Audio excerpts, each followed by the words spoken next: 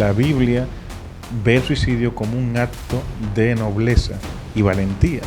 Sansón se suicida. Entonces ahí se generó la controversia porque decían, no se suicida porque lo iban a desvivir. Sí, pero aun cuando te van a desvivir, tú puedes suicidarte. Jesús planificó morir por los judíos, por la salvación de las personas, pero sigue siendo premeditado. Incluso en el texto bíblico le dicen a él, no vayas a Jerusalén porque te van a desvivir. Dice, no, tengo que ir para que me maten. Entonces, no fue algo que simplemente los fariseos o los saduceos se pusieron en plan para desvivirlo. Es que eso tenía que pasar y él quería que pasara. De hecho, él hace cosas para que pase. Por ejemplo, el show que hace dentro del templo es provocando precisamente generar este conflicto entre ellos. Tanto así que cuando lo van a desvivir, Pilato le ofrece la oportunidad de rescatarlo y dice, óyeme, habla conmigo, dice Juan 19, yo tengo el poder de libertarte. Y él dice, no, si la voluntad de Dios fuera libertarme, hubiese venido un ejército, quédate tranquilo, que peor le va a pasar a ellos. Es decir, hay una intención constante de Jesús de no evitar su muerte, sino que busca que así suceda. Entonces realmente podríamos decir aquí que Jesús planificó su muerte.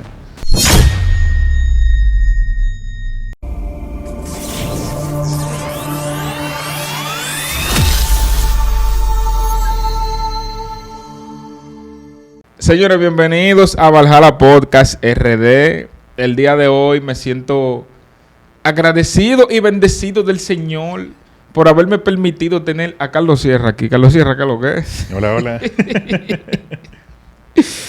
Que el Dios Atón te ilumine. Ay, mi madre. Señores, este pana que está aquí ha traído demasiada controversia en las redes sociales.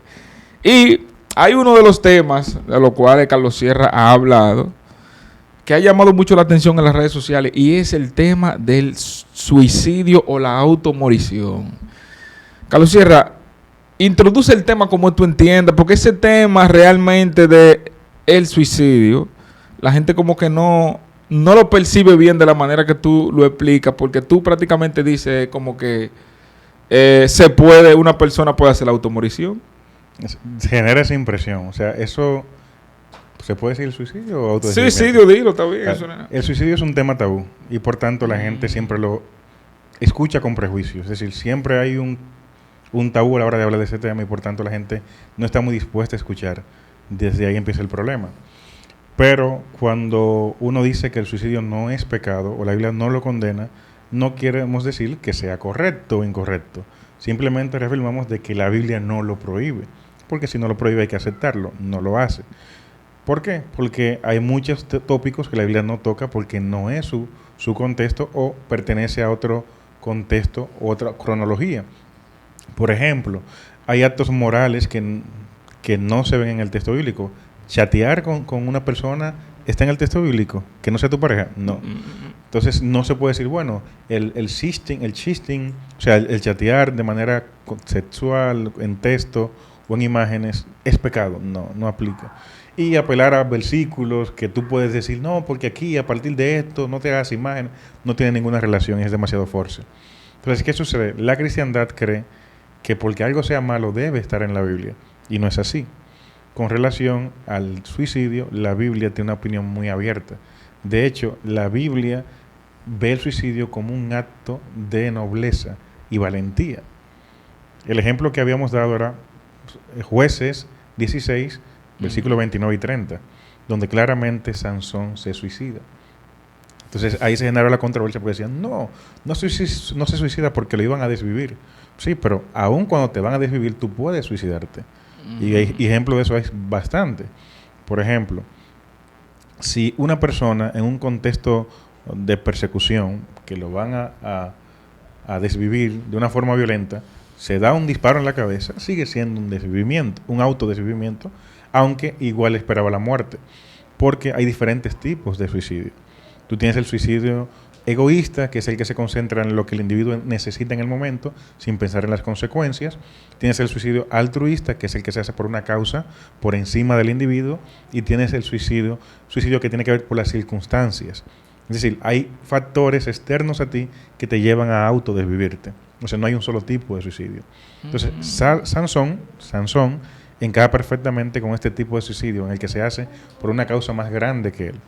Y el texto te lo deja muy claro. Él dice, Jehová, devuélveme la fuerza para yo vengarme por lo que me hicieron en mis ojos. Es decir, no es cumpliendo la voluntad de Dios, o peor aún, no es que lo voy a hacer porque me iban a morir. No, él lo hace en venganza porque le sacaron los ojos. Igual que, por ejemplo, una persona puede desvivir a una mujer o a un hombre, su pareja, porque le fue infiel, y desvivirse él. Sigue siendo suicidio, aunque tenga una razón. Entonces, con Sansón pasa lo mismo. Él pide de manera premeditada que lo coloquen en las columnas, le pide la fuerza a Dios para derrumbarlo y termina diciendo, voy a morirme, pero me voy a morir con mis enemigos. Es decir, es todo planificado, desvivirse con la intención de, en el proceso de autodesvivimiento, llevarse a sus enemigos. Como tú tomar un carro y decirle, este tipo me cae mal, me voy a desvivir yo, pero lo voy a matar a él. Sigue siendo suicidio. Ok. Entonces, ¿podemos meter a Jesús en esa cola ahí? Con Jesús es un poco más complejo porque como Jesús utiliza un medio externo, se complejiza más, pero al final es lo mismo. Número uno, porque Jesús claramente dice que a él nadie le quita la vida. Él es que le está dando. Yo lo pondría de ejemplo de cuando, imagínate que tú tengas un seguro de vida que va a beneficiar a tu familia. Y tú te le metes a un camión, te quitan del camión y tú vuelves y te colocas frente al camión para que tu familia cobre el seguro de vida. ¿Sería suicidio o no sería suicidio? Es que aquí no vamos a condenar el beneficio de la familia, ¿no? Porque eso no importa el beneficio, pero como quiera tú te estás matando. Claro, entonces tú dices, bueno, pero él hizo algo noble porque su familia ahora vive bien. Sí, pero igual el acto, sí, sin ver el resultado, sigue siendo suicidio. O sea, el fin no justifica los medios. Entonces, ¿qué sucede? Jesús planificó morir por los judíos, por la salvación de las personas, pero sigue siendo premeditado. Incluso en el texto bíblico le dicen a él, no vayas a Jerusalén porque te van a desvivir. Y dice, no, tengo que ir para que me maten. Entonces, no fue algo que simplemente los fariseos o los saduceos se pusieron en plan para desvivirlo. Es que eso tenía que pasar y él quería que pasara. De hecho, él hace cosas para que pase. Por ejemplo, el show que hace dentro del templo es provocando precisamente, genera este conflicto entre ellos. Tanto así que cuando lo van a desvivir, Pilato le ofrece la oportunidad de rescatarlo y dice, óyeme, habla conmigo, dice Juan 19, yo tengo el poder de libertarte. Y él dice, no, si la voluntad de Dios fuera libertarme, hubiese venido un ejército, quédate tranquilo, que peor le va a pasar a ellos. Es decir, hay una intención constante de Jesús de no evitar su muerte, sino que busca que así suceda. Entonces, realmente, podríamos decir aquí que Jesús planificó su muerte, solo que utiliza un medio externo, en este caso, a los romanos. Pero entonces, ¿qué hacemos? Mira, aquí vino uno del Valhalla que se llama Elio, y él dijo que tú estabas supuestamente equivocado en eso, porque él dijo que Jesús no se suicidó, Jesús se inmoló. ¿Y qué es inmolarse? Es la palabra que supuestamente la palabra, él dijo, no, lo que pasa es que hay una diferencia en inmolarse y en suicidarse. ¿Cuál es la diferencia? Inmolarse es, a ver, ¿cómo lo pongo así? Inmolarse es una palabra que se utiliza cuando la otra entra en conflicto, por ejemplo. ¿Cómo diríamos esa expresión? Es un eufemismo. Inmolarse es un eufemismo para quitarle la connotación negativa y peyorativa de la palabra suicidio. Cuando yo digo inmolar, me digo lo mismo, me estoy matando, pero por una causa. Entonces, como es un suicidio altruista, es decir, por una causa, se ve como si fuera algo positivo. Pero, por ejemplo, las personas del atentado del 11 de septiembre, ¿qué son? Esa gente se inmolaron también. Se inmolaron. Sí. ¿Pero qué fue que hicieron? Se suicidaron. Se suicidaron. Solo que hay una causa mayor que el suicidio, que es destruir al enemigo o las Torres Gemelas. Pero esa inmolación sigue siendo un suicidio. ¿Por qué? Porque hay una planificación consciente de terminar con la vida. Sin importar cuál sea el resultado o el propósito mayor, sigue siendo lo mismo. Sigue siendo un cese de la vida planificado del mismo individuo. Entonces sigue siendo suicidio. Ok, para que la gente entienda, nosotros debimos de empezar por la definición de suicidio. ¿Qué es un suicidio? El suicidio es el acto voluntario que hace el individuo sobre su propia vida de decidir terminarla, culminarla.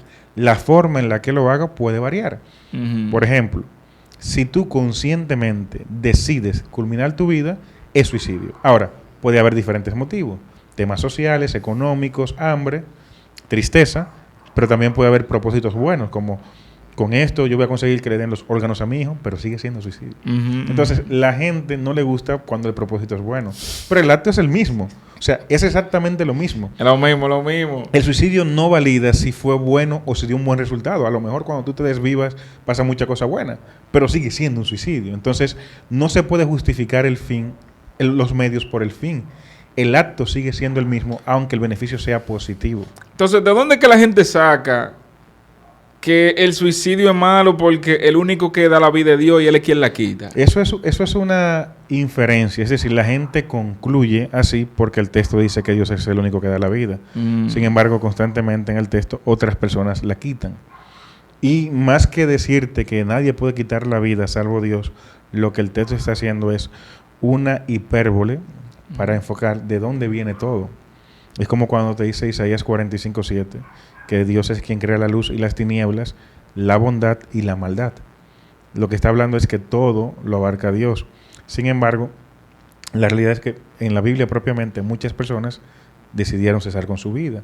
Tú tienes en 1 Samuel 30:31 a Saúl que se suicida. Tienes a un rey de Israel. No, pero la gente dice que Saúl está en el cielo. Eso es. Lo que pasa es que se menciona en el libro de Hebreos. Eso es lo que te estoy diciendo. Entonces, ese se suicida y ese sí va al cielo.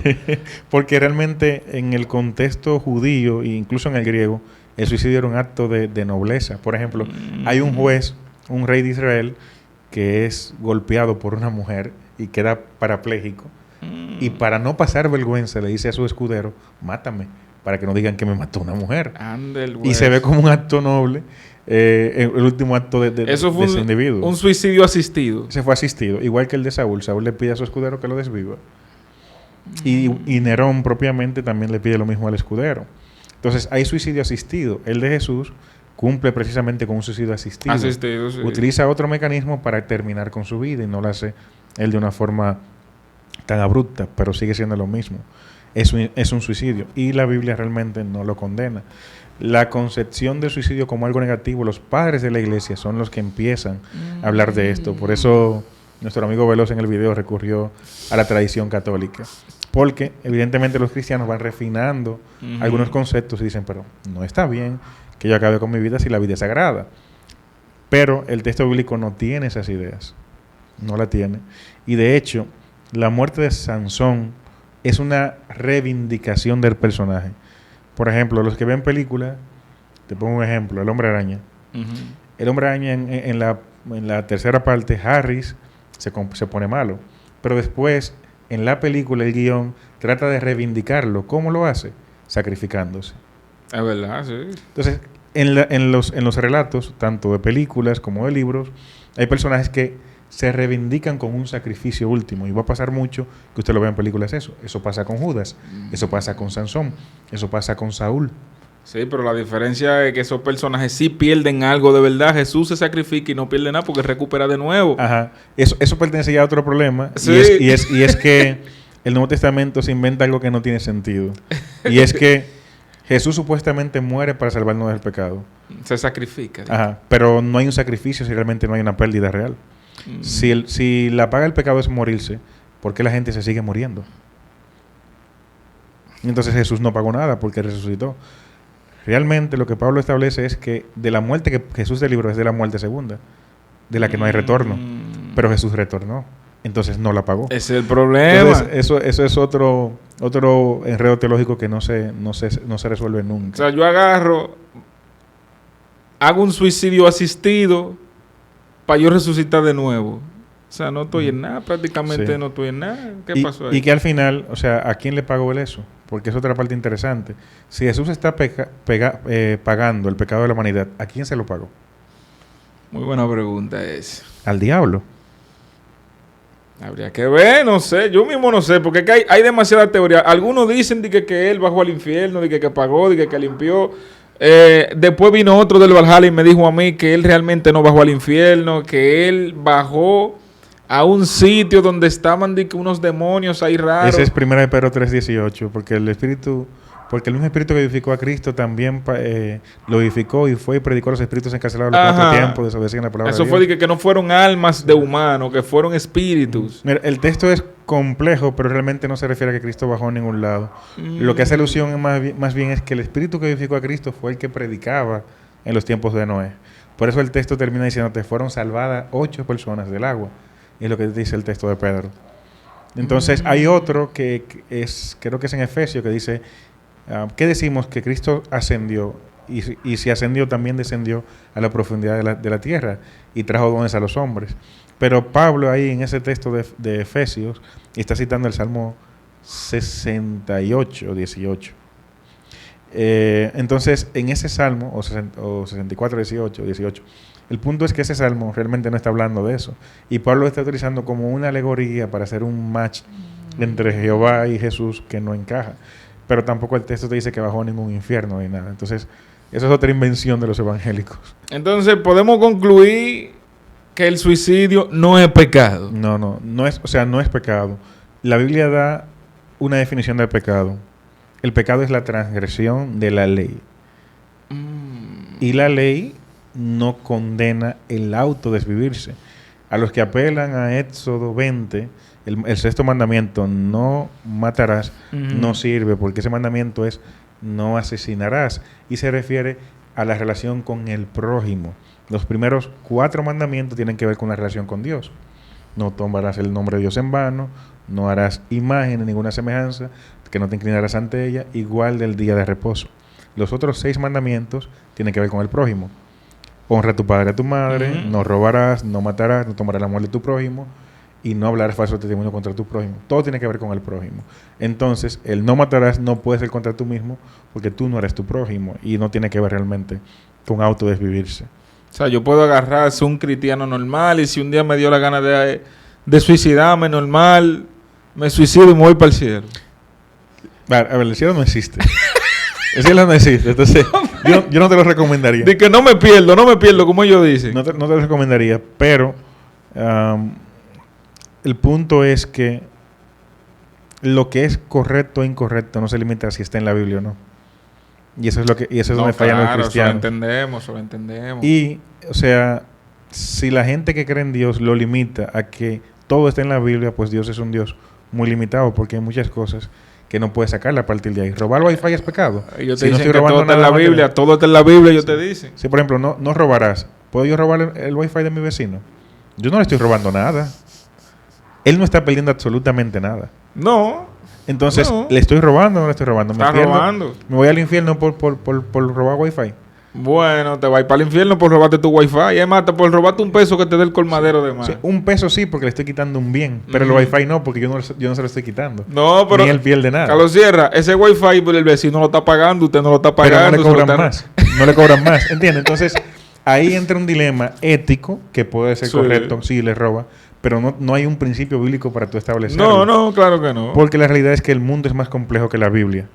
Y la realidad es más compleja que un libro. Entonces, limitar algo como correcto o incorrecto basado en una Biblia o en el Corán o en el Bhagavad Gita es una tontería, porque un libro de hace 2000 años no te va a decir todo lo que concierne a tu actitud y tu comportamiento con la gente. No, que imposible. No hay forma. Que imposible. Yo de verdad no entiendo cómo que hay gente que dice que la palabra es nueva cada día.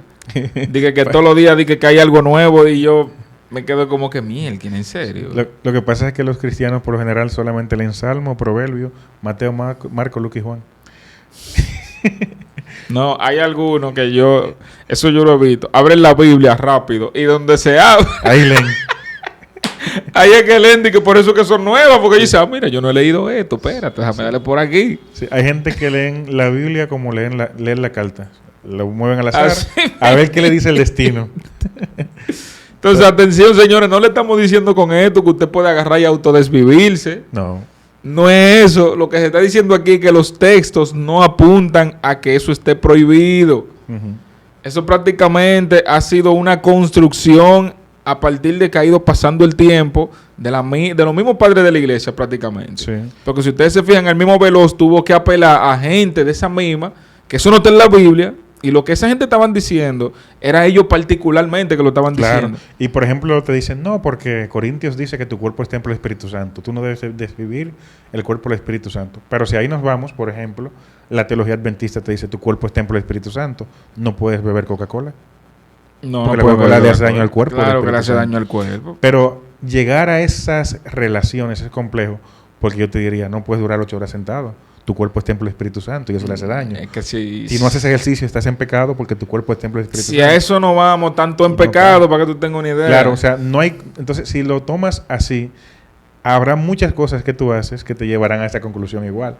Y la Biblia no se puede leer así. Tú suponiendo a partir de que un texto te dice algo y tú decir, bueno, como dice eso, yo supongo que tal cosa es no funciona así. No hay manera de tú conectarlo. ¿Qué pasaría entonces? Mire, este caso yo lo viví en persona. Esto yo lo vi. Una señora, ella toda su vida prácticamente fue cristiana. Y yo estaba en la clínica ese día cuando ella tenía neumonía. Llegó un momento donde ella ya no podía más ya. O sea, los medicamentos que le estaban dando, ya ella lo que quería que le quitaran los tubos y que la dejaran así. Cierra.